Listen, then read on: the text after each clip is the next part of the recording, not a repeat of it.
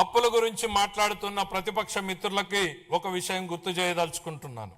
మాకు 9,74,000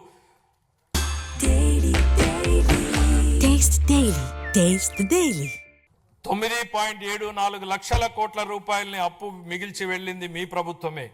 మీరు చేసినటువంటి అప్పులు తీర్చడానికి మేము మళ్ళీ అప్పులు చేయాల్సినటువంటి పరిస్థితి తలెత్తింది. కానీ ఈరోజు మేము అప్పుగా తెస్తున్న ప్రతి రూపాయి ఉత్పాదకత వ్యయంలోకే వెళ్తోంది. అది రైతులు, మహిళలు, విద్యార్థులు, వృద్ధుల చేతుల్లోకి వెళ్తోంది. గత ప్రభుత్వ నిర్వాకాల వల్ల సకాలంలో జీతాలు కూడా ఇవ్వలేని దుస్థితి నుండి ఇప్పుడు మా ప్రభుత్వం సమర్థ పాలనా విధానాలతో ఆర్థిక సుస్థిరత దిశగా అడుగులు వేస్తోంది.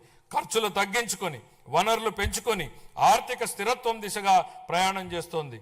సంక్షోభంలో ఉన్న రాష్ట్రాన్ని ఆకాంక్షల సాకారం దిశగా నడిపిస్తున్నాం.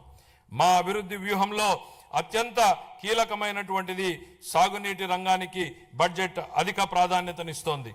మనం నిల్వ చేసే ప్రతి నీటి బొట్టు, పునరుద్ధరించే ప్రతి కాలువ, సాగునీరు అందించే ప్రతి ఎకరం ప్రజల జీవితాల్ని మారుస్తాయని బలంగా విశ్వసించే ప్రభుత్వం మాది. వాతావరణ మార్పులు, వర్షపాతంలో అనూహ్యమైనటువంటి హెచ్చుతగ్గులు వంటివి ఋతుపవనాలపై పూర్తిగా భరోసా ఉండలేని పరిస్థితులు కల్పిస్తున్నాయి. అందుకే నీటి నిల్వ Taste the Daily.